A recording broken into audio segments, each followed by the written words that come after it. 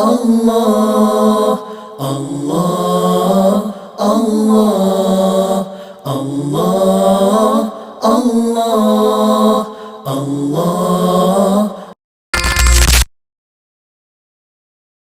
بسم اللہ الرحمن الرحیم وللہ قال الذين لا يعلمون لولا يكلمنا الله أو تأتينا آية كذلك قال الذين من قبلهم مثل قولهم تشابهت قلوبهم قد بينا الآيات لقوم يوقنون. السلام علیکم ورحمۃ اللہ وبرکاتہ. رب اشرح لی صدری ویسر لی امری واحلل عقدۃ من لسانی یفقہوا قولی. رب زدنی علما. اعوذ باللہ من الشیطان الرجیم. بسم اللہ الرحمن الرحیم. وقال الذین لا يعلمون لولا يكلمنا اللہ او تأتینا آیہ كذلك قال الذین من قبلهم مثل قولهم تشابهت قلوبهم قد بينا الآيات لقوم يؤمنون. سورۃ بقرہ آیت نمبر 118 آج کا ہمارا ٹاپک ہے. ہم نے دیکھی آیت کی تلاوت اور اب ہم دیکھتے ہیں اس آیت کا ترجمہ. وقال الذین، اور ان لوگوں نے کہا، لا یعلمون، جو نہیں جانتے، جو علم نہیں رکھتے، لولا یکلمنا اللہ، کیوں نہیں کلام کرتا ہم سے اللہ، او یا تأتینا، اور لے آتا ہمارے پاس، آیہ کوئی نشانی، کوئی معجزہ، یا ہمارے پاس کوئی نشانی یا کوئی معجزہ کیوں نہیں آتا.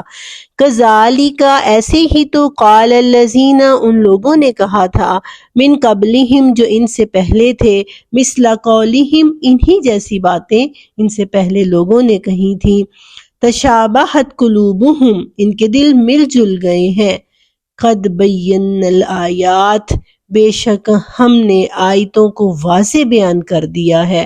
لقوم یوقنون، یقین رکھنے والی قوم کے لیے، اس قوم کے لیے جو یقین رکھتے ہیں. بہت زبردست آیت. اس آیت کو آپ سمجھ لیجئے، آپ اس کو ہیڈنگ دے دیجئے کہ ان کے مطالبات اور ان کا جواب، یعنی نہ ماننے والوں کے مطالبات اور ان کا جواب. جیسے پیچھے انہوں نے یہ ایک مطالبہ کیا یا یہ ایک دعویٰ کیا کہ اللہ کا بیٹا ہے، اب یہاں پر وہ تو مخاطب تھے یہود و نصارہ اور مشرکین بھی تھے، لیکن یہ جو لفظ استعمال ہوا ہے نا، لولا لا یعلمون، وقال الذین لا یعلمون، جو نہیں جانتے، تو اس سے جہاں پر بھی اللہ تعالیٰ نے یہ ذکر کیا ہے کہ وہ لوگ جو نہیں جانتے، تو اس سے مراد مشرکین مکہ ہے. اللہ تعالیٰ نے ان کو نہ جاننے والا، نہ علم رکھنے والا، جاہل قرار دیا ہے قرآن کی رخ سے، کیونکہ ان کے پاس نہ دین کا بیسک نالج بھی نہیں تھا اور نہ ہی دنیا کا کوئی خاص علم تھا. بس شاعری وغیرہ اور فصیح زبان تھی ان کی، لیکن ان کے پاس دین کا کسی قسم کا کوئی نالج نہیں تھا. ایون کہ آخرت کا بھی وہ انکار کرتے تھے اور بتوں کی پوجا کرتے تھے. تو ان کا مطالبہ کیا تھا؟ اب دیکھیے ذرا، یہ ایسے ہی ہے جیسے ہم کہتے ہیں کہ چھوٹا منہ بڑی بات، مطلب کہ اللہ بادشاہوں کا بادشاہ ہے، مالک الملک ہے. آپ دیکھیں ہم پاکستان میں رہتے ہیں، پاکستان کا پرائم منسٹر ہے، اس تک اپنی بات پہنچانے کے لیے ہمیں کئی سورس یوز کرنے پڑیں گے. ہم سوچیں گے ہم کیسے اس سے بات کریں. ہم روڈ پہ جا رہے ہیں، ہم نے اشارہ آیا ہے، ہم نے سٹاپ ہونا ہے، یہ پرائم منسٹر خود آ کے ہمیں تو نہیں کہے گا نا کہ یہ اشارہ ہے، تم نے یہاں پہ سٹاپ ہونا ہے. تو یعنی ایک بادشاہ ہے، آپ ایسے ہی تو نہیں اس کے پاس پہنچ جاتے اور جا کے اپنی باتیں کہنی شروع کر دے. تو ایسے ہی اللہ تعالیٰ اب وہ کیا کہہ رہے ہیں کہ بھئی ہم تو سردار ہیں، سرداران مکہ ہیں، ہمارے پاس تو بہت زیادہ مال و دولت ہے. اس دور کے وہ بل گیٹس تھے، وہ بڑے امیر تھے، دولت مند تھے. وہ کہتے ہیں دولت کے انبار ہمارے پاس ہیں، کعبہ کے متولی ہم ہیں، حاجیوں کے محافظ ہم ہیں، ان کی میزبانی ہم کرتے ہیں، تو سردار تو ہم ہیں. تو پھر یہ کیا بات ہوئی کہ اللہ تعالیٰ نے تمہارے ذریعے ہم پر اپنا پیغام بھیجا. حضرت محمد صلی اللہ علیہ وآلہ وسلم سے کہہ رہے ہیں تم جو بے آسرا ہو، اور مطلب اس طرح نبی پاک صلی اللہ علیہ وسلم کے بارے میں انہوں نے کہا کہ کیا تمہارے اوپر ہی اللہ نے وحی بھیجنی تھی؟ اگر یہ سچ ہے تو اللہ خود ڈائریکٹ ہمارے پاس کیوں نہیں آتا؟ یکلمو روٹ ورڈ کالیمہ سے، کالیمہ بات کرنا، گفتگو کرنا. اور پھر ہمارے پاس یہاں کوئی معجزہ کیوں نہیں لے کر آتا؟ یہ بالکل آپ کو یاد آ رہا ہے، پیچھے ابھی ہم نے پڑھا ہے کچھ چند آیات قبل. اللہ تعالیٰ نے فرمایا کَذَلِكَ قَالَ الَّذِينَ مِن قَبْلِهِمْ، ایسے ہی تو ان لوگوں نے بھی کہا تھا جو ان سے پہلے تھے. مطلب انہوں نے بھی یہی بات کی تھی. مطلب لوگ بدل گئے ہیں لیکن رویے نہیں بدلے. وہی رویہ قوم موسیٰ کا تھا اور وہی رویہ قوم محمد صلی اللہ علیہ وسلم نے بھی اپنایا. قوم موسیٰ نے کیا کہا کہ ہم ارین اللہ جہرتاً، ہم اللہ کو واضح دیکھنا چاہتے ہیں. پیچھے آئیے آیت نمبر 55 میں ابھی ہم نے پڑھا ہے کیا کہا انہوں نے، ہم اللہ کو دیکھنا چاہتے ہیں، خود دیکھنا چاہتے ہیں. پہاڑ پر گئے، وہاں پر جا کر انہوں نے یہ مطالبہ کیا. اور یہ کیا کہہ رہے ہیں، لولا یکلمنا اللہ، شرط ہے یہ، لولا شرط، کیوں نہیں اللہ ہم سے کلام کرتا، او تین آیا، یا وہ ہم پر اپنی کوئی آیت کیوں نہیں نازل کر دیتا، اپنی کوئی نشانی کیوں نہیں اللہ تعالیٰ ہمارے اوپر نازل، یعنی کوئی معجزہ اللہ تعالیٰ کیوں نہیں لے آتا. تو اللہ نے کیا فرمایا، اللہ نے فرمایا ہے کہ ایسی باتیں ان سے پہلے لوگ کہتے رہے ہیں. وہی محمد مصطفیٰ صلی اللہ علیہ وآلہ وسلم جو ان میں صادق اور امین تھا، جس کو یہ خود صادق اور امین کہتے تھے، جو گویا کہ پتھروں کے اندر ایک ہیرا تھا، جس کی زبان میں مٹھاس تھی، جس کے کردار میں سچائی تھی، جس سے یہ خود اپنے فیصلے کیا کرتے تھے. اچانک وہ اتنا اجنبی کیوں ہو گیا ہے؟ اچانک اس کی ذات میں ان کو برائیاں کیوں نظر آنی شروع ہو گئی ہیں؟ اچانک یہ ان کے در پہ کیوں ہو گئے ہیں؟ کیونکہ ابو جہل نے خود کہا تھا کہ ہم اور بنو ہاشم ہر لحاظ سے برابر تھے. پھر کیا ہوا، ایک دم محمد صلی اللہ علیہ وسلم اٹھے اور انہوں نے دعوی نبوت کر دیا. ہم یہ کیسے برداشت کر سکتے تھے کہ وہ ہم پر فوقیت لے جائے؟ ہم یہ کیسے برداشت کر سکتے تھے کہ وہ ہم سے آگے بڑھ جائے؟ تو اللہ نے فرمایا یہ ویسی ہی باتیں کہہ رہے ہیں جیسی باتیں ان سے پہلے قوم موسیٰ کہتی رہی ہے. ان کی باتوں میں اور ان کی باتوں میں کوئی فرق نہیں ہے، جبکہ قد بینا الآیات لقوم یوقنون، ہم نے تو واضح نشانیاں پیش کر دی ہیں، لیکن کس کے لیے؟ یقین رکھنے والی قوم کے لیے، یعنی جنہوں نے یقین کرنا ہے. یہ دیکھیں یوقنون کا لفظ کہاں پر استعمال ہے، وَبِالْآخِرَةِ هُمْ يُوقِنُونَ، سورۃ بقرہ کے شروع میں پہلے رکوع میں، آخرت پر وہ یقین رکھتے ہیں. یعنی جنہوں نے یقین رکھنا ہے، عین الیقین اور حق الیقین جن لوگوں کے اندر ہے، وہ ایسی باتیں نہیں کہیں گے. جنہوں نے ماننا ہے وہ ویسے بھی مان لیں گے.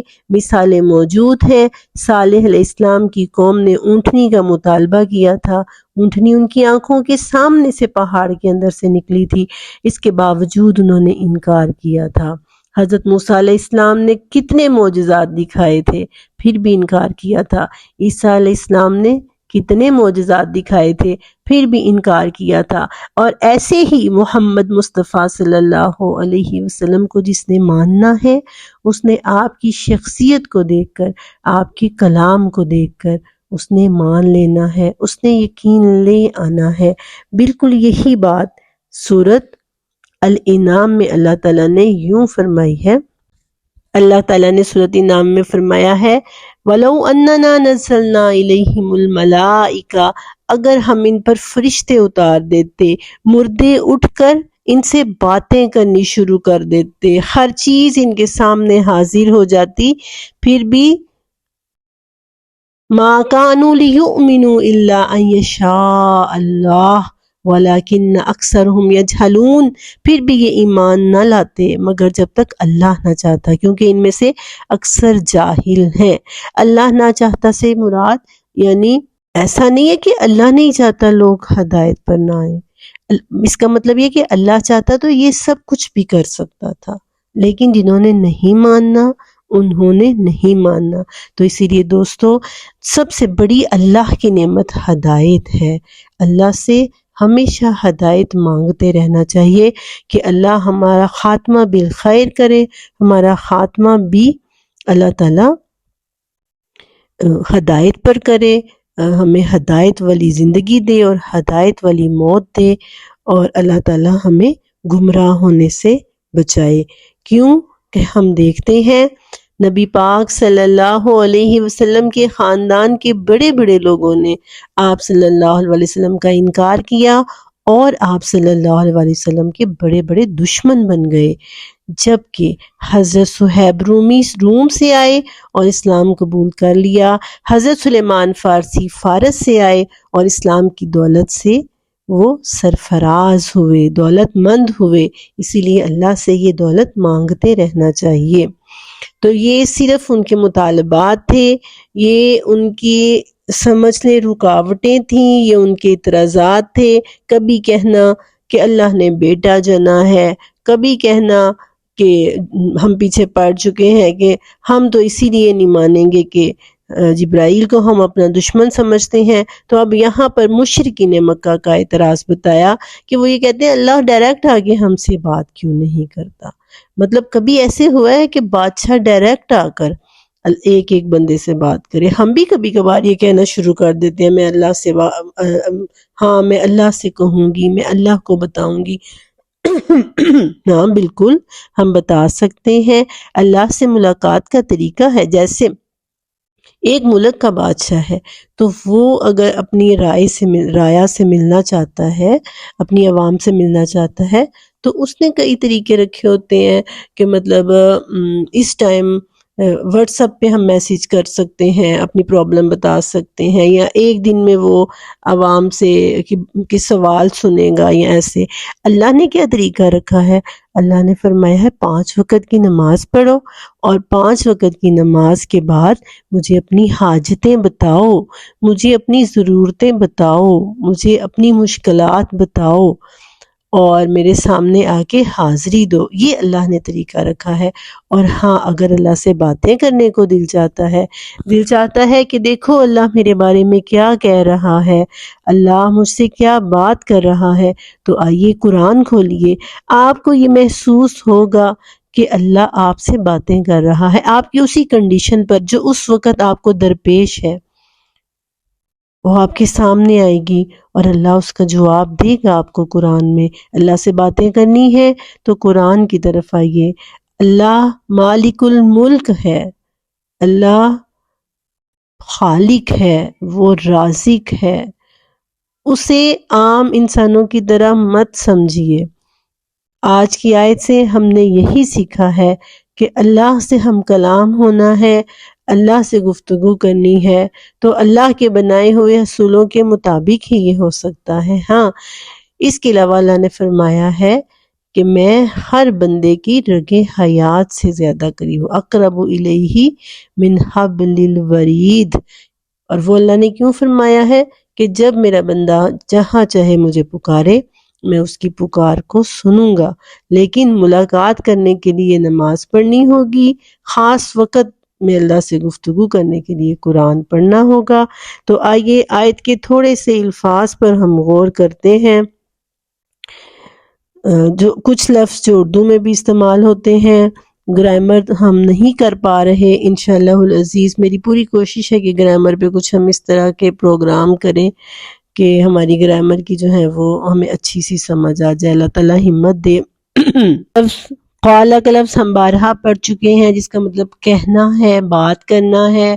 یعلمون علم سے ہے، لا یعلمون مشرکین مکہ کو کہا گیا، علم سے ہے یہ لفظ، اور یکلمو کلمہ سے ہے، بات کرنا، گفتگو کرنا۔ اور ایسے ہی قبل کا لفظ بھی ہم اردو میں استعمال کرتے ہیں پہلے کے لیے، تشابہ مشابہ سے ملتے جلتے، قلوب جمع ہے قلب کی، اور یوقنون یقین سے، یقین رکھنے والے۔ آج ہم نے پڑھی آیت نمبر 118۔ اللہ سے دعا ہے کہ اللہ تعالی ہمیں سمجھنے اور عمل کرنے کی توفیق عطا فرمائے، آمین۔ وآخر دعوانا ان الحمد للہ رب العالمین، وما علینا الا البلاغ المبین۔